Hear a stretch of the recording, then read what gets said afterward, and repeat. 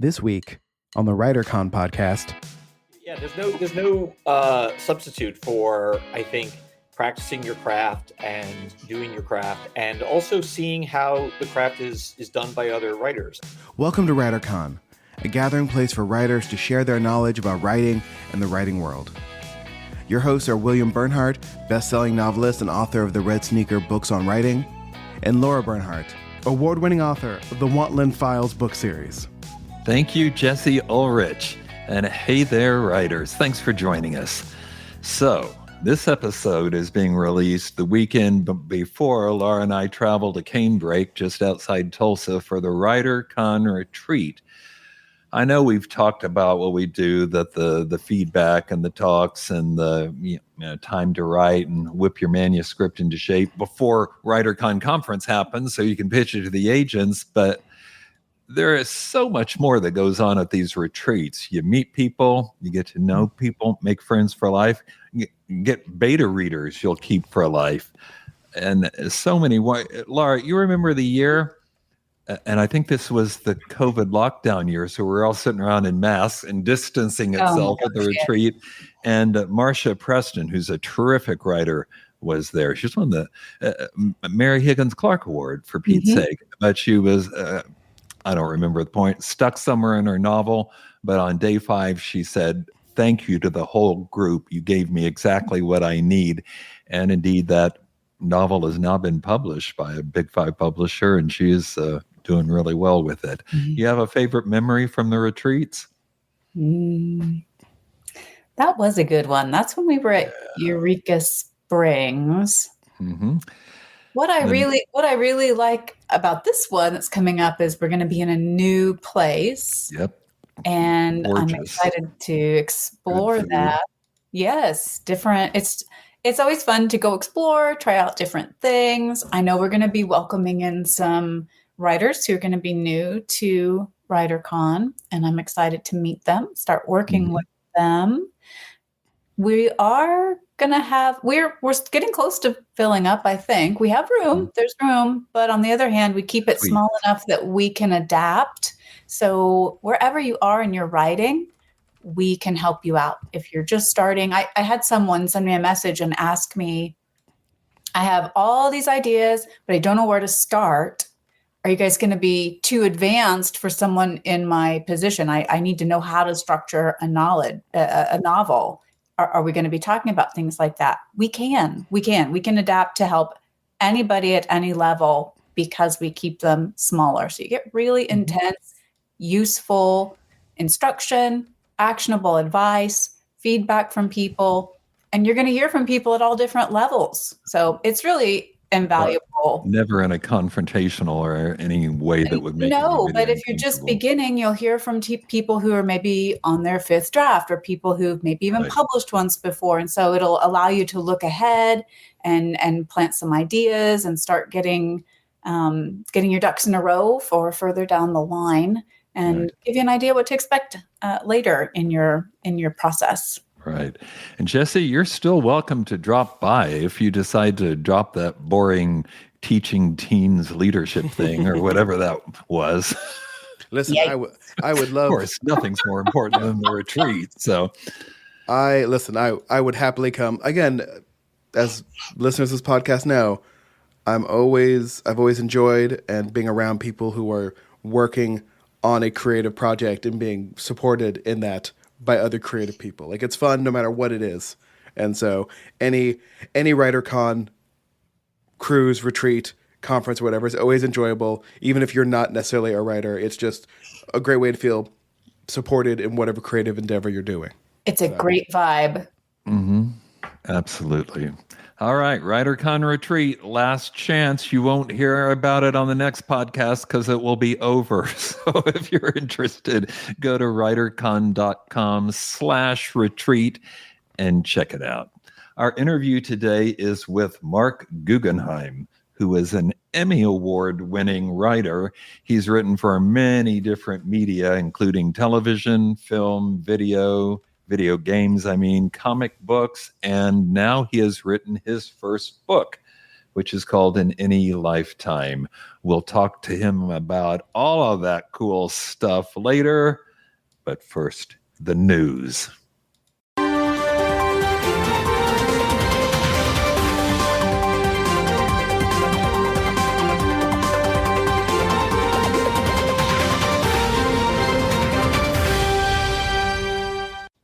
All right, first news story confronts a key issue involving agent-client privacy or confidentiality. This caught my attention because I thought this was not in controversy. I thought this was an accepted fact, but here we got people discussing it. This controversy arose on social media, of course. Where else? When a literary agent named Hillary Harwell tweeted that she wanted to see a novel similar to a query she just rejected. I think Jesse's got the tweet up on the screen for those of you watching this on YouTube. So just to be clear, she read the query, she kind of liked the concept, but not the execution. So she basically tweeted asking other people to write the idea, except write it better for her. Well, as you might imagine, this appalled a few people in this book thread, accusing her of basically stealing the author's original idea. And in the wake, she was actually let go from her agency, the KT Literary. I mean, like I said, this has never arisen before to my knowledge because it seems so obvious. Queries should be confidential, but even if, you might talk about dinner, but you heard, well, here's a pitch from somebody, you're not going to go around and ask people to to take somebody's idea and ask somebody else trying to write it. I don't know. This just seems like an egregious error in judgment. Laura, you were the one who brought this story to my attention. What do you think about it? Well, I brought it to your attention because it bothered me so much. How many times do we, in our retreats, talk to people and reassure them it's okay when you're pitching an agent. Right. You don't have to hold back. You don't have to keep things secret. It's okay to send your manuscript around.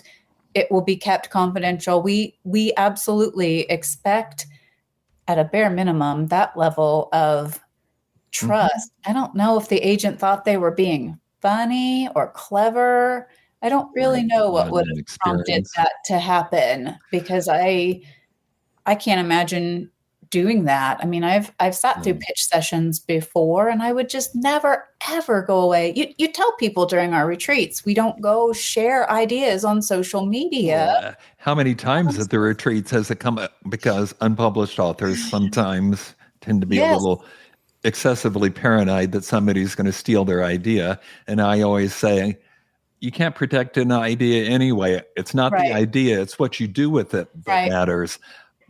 But I still don't think an agent should be posting other people's ideas. And I think this agent came back and said, well, the execution was terrible. There's no way I was going to have this person write it. Because people were asking in the thread of comments, why don't you just ask for changes from that author? Well, the agent clearly didn't think that author was up to doing it. But again, I don't think I don't like it. I think it was not a good course of action. I mean, just to be a lawyer, you can't own an idea. You can sue someone for stealing your idea. You could steal them for plagiarism or for stealing more, but not just that. I don't know, Jesse, what do you think about this? It's just like there are some, you just like, I don't know. This feels wrong. Yeah. It feels wrong. It feels like taking someone's idea and be like, hey, can someone write a slightly different version of this? So like you're taking someone's, not intellectual property, but like, I don't know, creative nexus and being like, I don't want that from you. I want it from somebody else. Well, we creatives have to get each other, we have to have each other's backs. We're supposed to support each other. Well, we've got more than a dozen agents and editors coming to WriterCon this fall. And they're all people I know, all people I like and trust and think are professional, but Never in all the years that we've done this conference have I said, and by the way, don't be posting other people's idea on social media. I Because you did would not think expect that not was to be- necessary. No, exactly. Well, I'll put that into the briefings now, I guess. Okay, news story number 2 is about a young woman named Emily Henry, who was featured in a great piece in the New York Times just a couple days ago as we record this, because she has hit the bestseller now 5 times, 5 consecutive romance novels. That's not the remarkable part, as if that weren't extraordinary enough. What's remarkable is she did it with no book tours, no book signing, and no TikTok. And that's the main the main focus of the story, is that she managed to write and publish 5 very popular books without, as she says, leaving her comfort zone. And I thought, wow, this is my kind of writer. But I don't think it's just me. Writers, tend to be introverts. That's why they're writers. They'd rather be reading at the library than at some discotheque or whatever. But I think they're sometimes surprised, even when they're traditionally published, surprised at how much they must get involved in the promotion process. And I might add that Emily Henry now not only has all these bestsellers, she's got a movie on Netflix based on her book called Happy Place. So, Laura, could anybody else do this, or was she just phenomenally lucky? What do you think? I do think when it comes to book sales and book success, I do think there's always an element of luck. I'm super happy for her, and it's encouraging to me to hear that she didn't do something on TikTok that helped her strike out. It's refreshing to me to hear that. I'm getting old enough that it's getting harder and harder for me to learn new things and squeeze more into my days. I'm stretched so thin already. Well, I don't want to seem like go ahead. She has to have written really good books, or at least they're appealing to her audience, so they must be well written. Yeah, I just don't want it to seem like I'm encouraging people to not do promotion for their books, because most people should. Yes. Whether they're indie or traditionally published. But I do kind of love the fact that she managed to, and it's not that she was being rude or superior, as she says, I just don't like doing that kind of stuff, so I'm not going to. And she says she didn't leave her comfort zone, so she must have been doing things that she was okay with doing. What did she do? Books. Yeah, what did she do? What did she do? She wrote some really good books, apparently, because a lot of people are liking on them. Yeah, but lots of people write really good books that aren't successes. Right, so that don't catch on. I mean, we heard what she didn't do. Jesse's got a valid point. Write a romance novel. That's the next thing. All right. So, Jesse, I'm thinking, after you finish that Sugar Kink novel you've been working on, this might be an option, because you probably don't want to go to book signings and explain that you're... I would love to go to book signings. Like all the things that writers don't want to do, I would do. And I should put my services out there. Be like, you write the book, I will go out and talk about your book. Yeah, will you be me and go on tour? Yeah. And I'll stay home and watch TCM. It's perfect. I like it. Yeah. All right, Jesse, cue up that music and let's talk to Marc Guggenheim.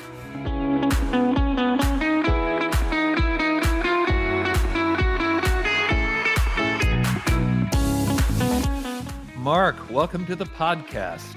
Hey, thanks for having me. All right, here's our usual first question. If you could offer writers one piece of advice, what would it be?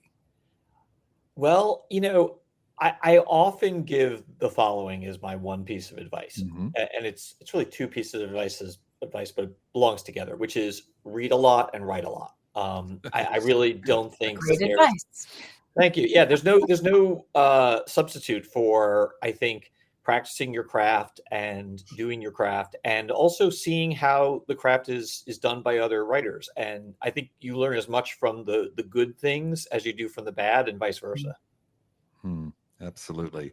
You got a new book out. Yeah. In Any Lifetime. Tell us about that. Well, it's a sort of a multiversal romance. It's about a quantum physicist whose wife is killed in a tragic accident, and he is trying to find the one parallel universe where she's still alive. Aw, Yeah. So that's sweet. it's got like it's a little Michael Crichton meets Time Traveler's Wife. And Nice. what's kind of fun about it is it takes place in two time periods. In the present day, we're telling the story of Jonas, the protagonist's efforts to find his wife, but in throughout the book, we're flashing back to their meeting, their courtship, their romance, their eventual marriage. So it's got a little bit of everything for everybody. So this is a science fiction novel, would it be fair to say? I think, Or yeah, sci-fi romance, I guess. I mean, they is never the- called Crichton science fiction, but he was, and Absolutely. Well, at least most what of the I time. so admire about Crichton's body of work is he did some things that were sci-fi, and then he did other things that were not sci-fi at all. He did some historical fiction. He did, Rising Sun is a murder mystery set in the present day. He did it all. He was really a Renaissance author, as it were, and I admire that. Now, what are you doing? Because would it be fair to say this is not the first multi-universe or parallel or whatever? I mean, I got an Uncle Scrooge comic the other day where Scrooge is going through Yes, infinite universes, for by Pete's sake. written by Jason Aaron, who's one of my That's favorite writers. right. Yeah, So yeah. what have you done to make this concept fresh in this novel? Well, I mean, basically, by revealing that in my version of the multiverse, there's only one universe where his wife is still alive, and that's sort of the polar opposite brilliant. to. Thank you. It's a 180 from what you typically see in multiverses, which is, there's 20 million variations on person X, and this is the exact opposite. And what is a big component of the book is the idea that the universe actually favors certain outcomes. So while there may be an infinite number of worlds, they're not infinitely different. And when we say that it favors certain outcomes, we essentially already sort of adopt that viewpoint ourselves. We call it fate. We call it destiny. Yeah. So in many respects, the multiverse itself is the antagonist of the book. The multiverse is trying to stop Jonas, the protagonist, from finding his wife. So it throws a variety of different obstacles in our hero's way, such as a rival scientist and even another woman. But the bad guy is the multiverse itself. Well, I'm in. I need to read it. It sounds good. I hope you like it. I bet I will. I've been having fun. On our last podcast, we talked with a lawyer writer who practiced for more than 35 years and is now transitioned into writing full time. But you went the other route. You practiced for 4 years. Yes, is that correct. right?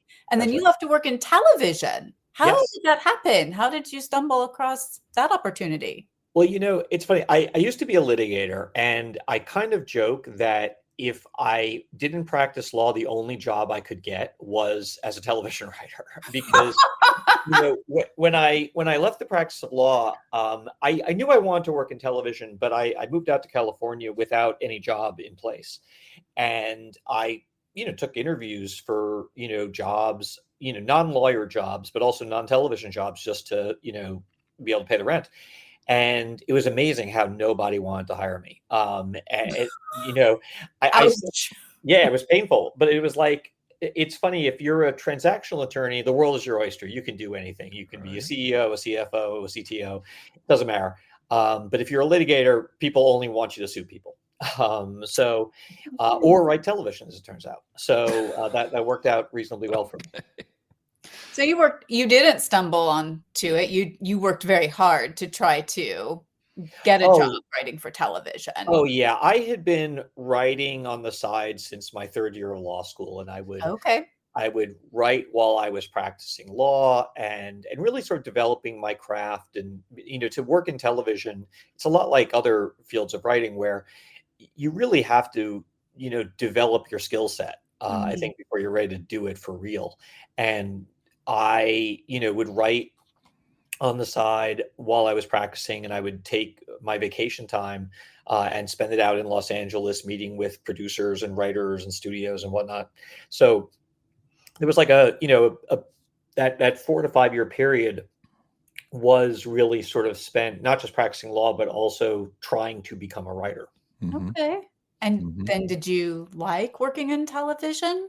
Oh, I loved it. I still work in television. It was wonderful. I mean, truth be told, like practicing law is, it's a very stressful job. It's Mm-hmm. not a wonderful way to make a living. And as a litigator, you're basically fighting with people every day.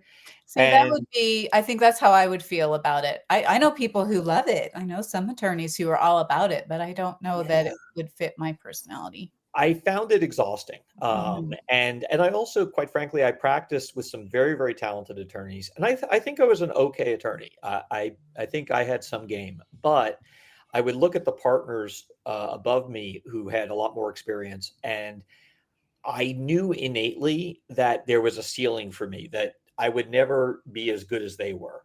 And I found it very sort of frustrating to be in a job that I couldn't do at the highest level. Mm. And for whatever reason, I sort of felt an instinct like I could maybe do that in television. The bar is set much lower in television, which helps enormously. Hmm. Now, I have to bring this up because I know that one way or another, you have worked in numerous top dollar franchises like Star Wars, like Star Trek, like Planet of the Apes. Yeah. How did all this come about? Um, a lot of luck and really the result, quite frankly, of just doing this job for a long time. I've been writing professionally for 24 years, and I was, about 20 years ago, I broke into comics and started writing movies as well. And if you just sort of work in all these different areas, eventually some opportunities get to come your way. So, like for example, Star Wars happened because of relationships I made both through DC Comics and through the editor of the Star Wars line, who was my previous editor on an X-Men book that I wrote for Marvel. So a lot of it's just building the relationships, and eventually you get some some offers for gigs. Planet of the Apes was funny. Planet of the Apes was just an email. I got an email from Marvel one day Mm. saying, "Hey, would you have any interest?" And I was absolutely. Oh, wow. Wow, you're on Yeah, the so A That's list. nice. Yeah.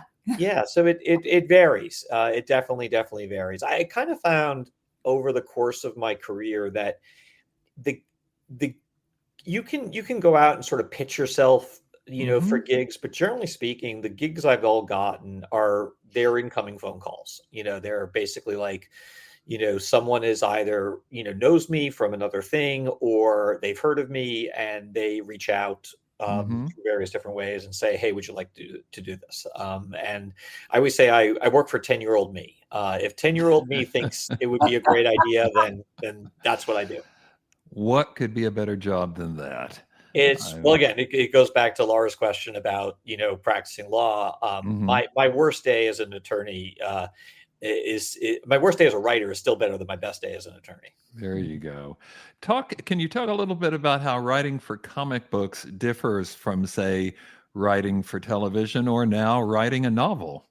They all exist along a spectrum of Mhm. intimacy. Mm. When I'm writing a TV show, I'm writing a script that's going to be in the hands of like 100 people, sometimes 200 people. Anywhere from studio executives to the gaffer on the set. Um, and that's a document for a very, specific audience, and it's a document that is it's a document that is how do I sort of put this, being collaborated, the basis for a collaboration with 100 to 200 people. In comics, it's a document for essentially like 5 people. It's a document for myself, sort of the artist, the colorist, the letterer, Mhm. and the editor. And a novel, and that audience is pretty much the people. It's only 5 people actually making the thing, And then on the novel, you have the exact opposite side of the equation, Right. which is it's a document that is at first is only for me, but the end product also is only done by me. I mean, yes, there's editors and people involved, but fundamentally, it's a much more intimate Right. connection with It's the just audience you. Yeah. because they're seeing my actual words as opposed to screenplays and comic book scripts. The audience is not seeing my words. They're seeing, Mm-hmm. what either the comic book artist generates or what the director and actors do on the screen. Mm. So to me, it's a question of intimacy. Hmm.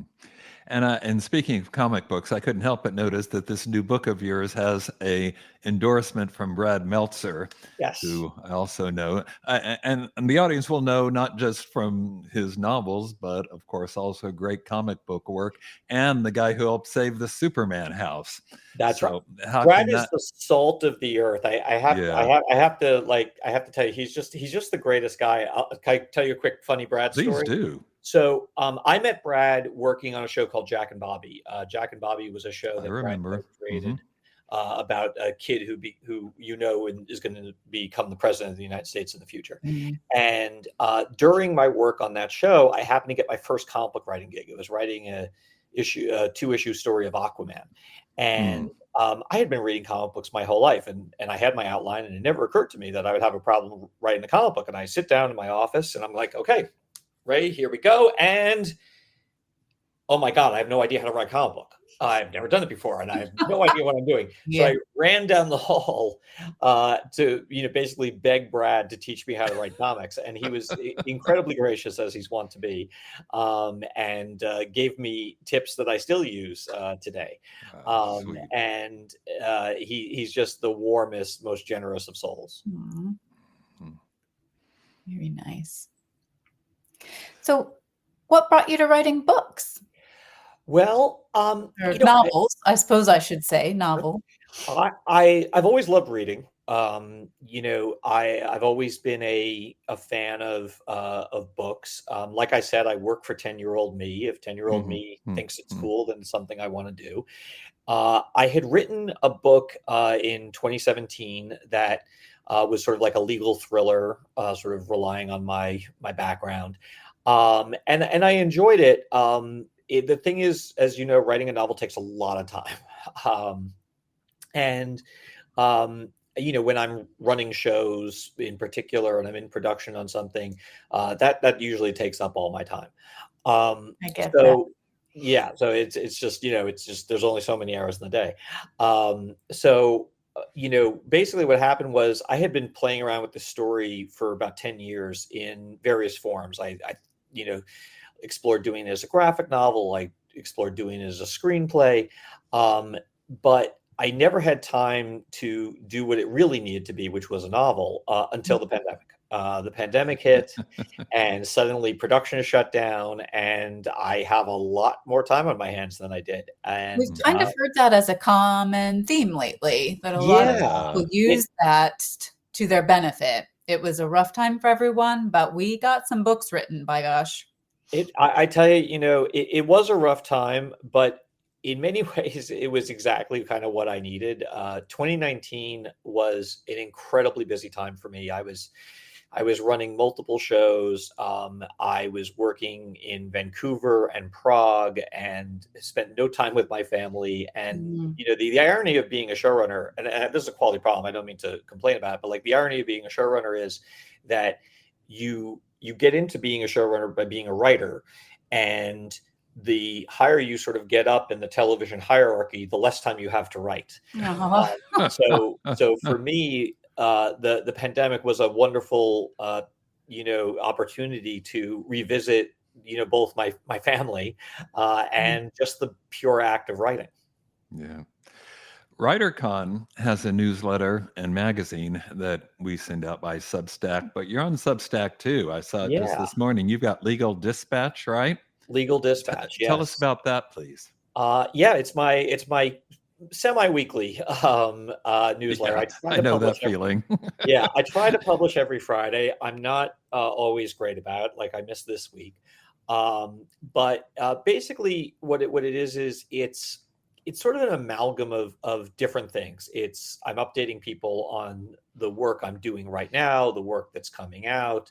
I'll go back into sort of the archives and, try to show some behind the scenes material from the various shows I've worked on. When I feel like I've got something valuable to say, I'll comment either on politics or on writing. Usually it's more writing than politics. Mhm.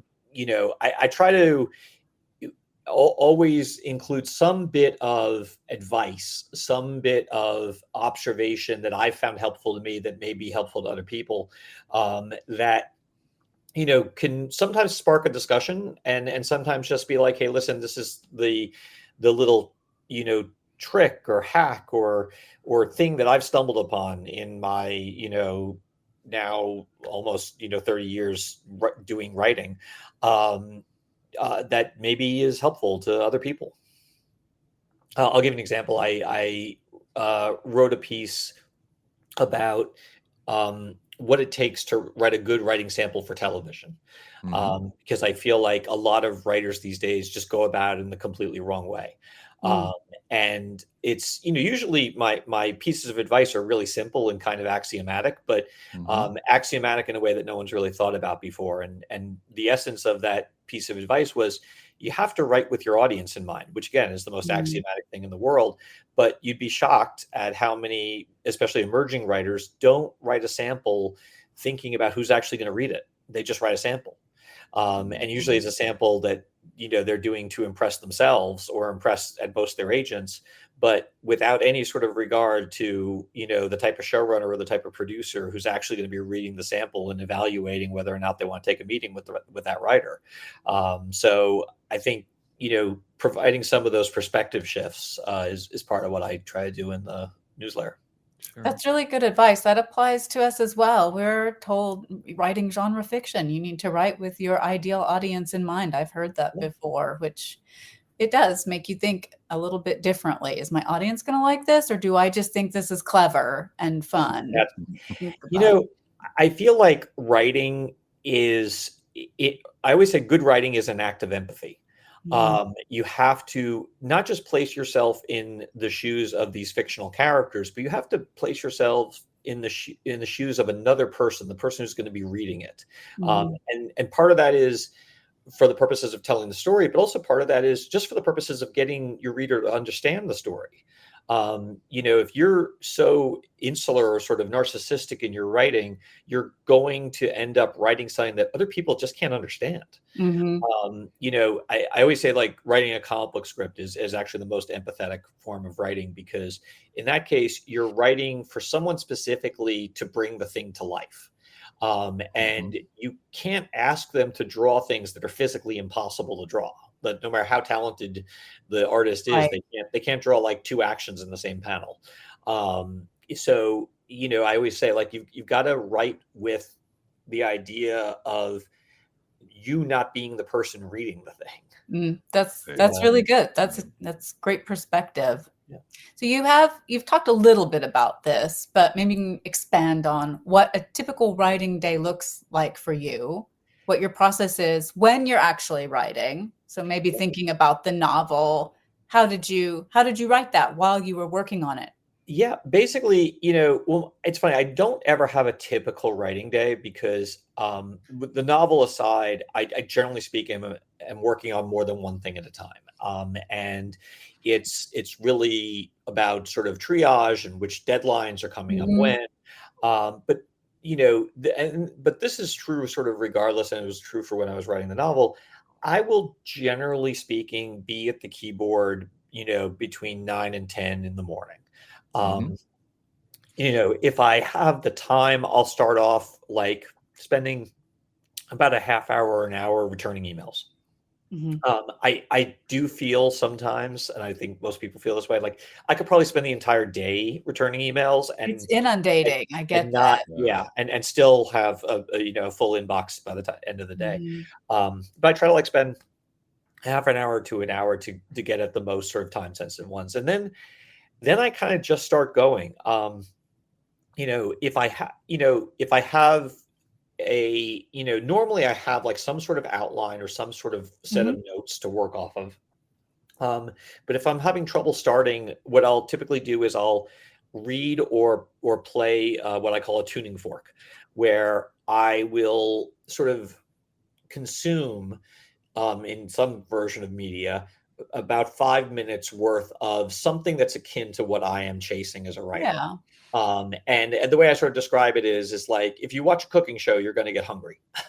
Yes. And it's like I think also seeing someone do something well makes you want to do that same thing well. I agree. I like to immerse myself in reading what I'm trying to write when I'm writing it. I get that. Exactly. So I'll do that, and that's usually enough to get me going. Nice. And then I just go. I don't believe in writer's block. I believe when you write professionally, you have to be a professional.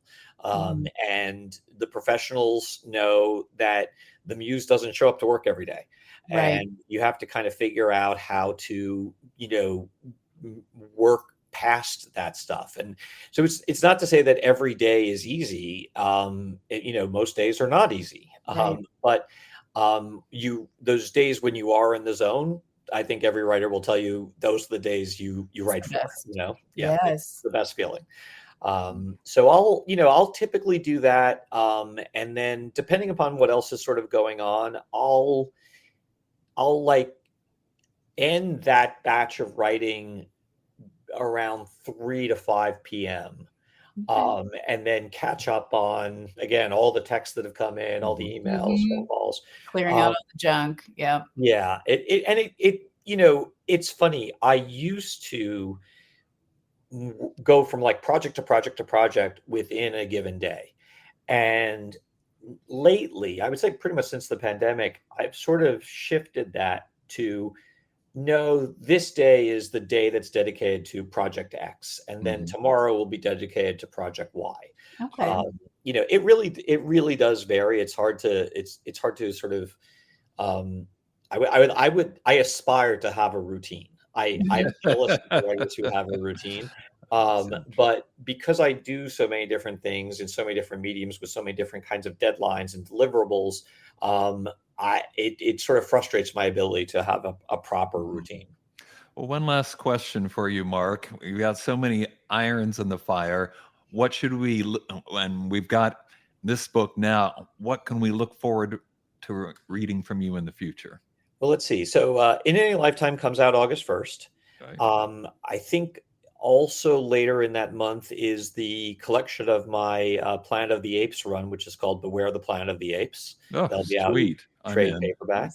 It's a lot of fun. One thing that I did that I'm very excited by is it's a prequel to the original Planet of the Apes movie, but I utilized the art from Marvel Comics back in the 70s had a run called Adventures on the Planet of the Apes, where it's basically an adaptation of the first two movies. So we actually use actual panels and pages from that series to help tell our story. Oh, that's sweet. So that's a lot of fun. It's funny. So much of my workload is kind of like it's like an iceberg where the vast majority of it is under the waterline.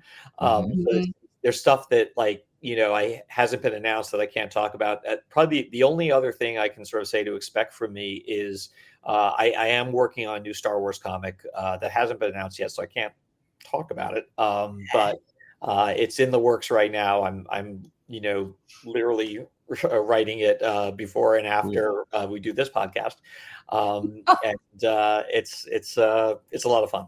I'm looking forward to. Sounds great. Can't wait for that. Thanks for being on the podcast, Mark. Appreciate it. Thank you both.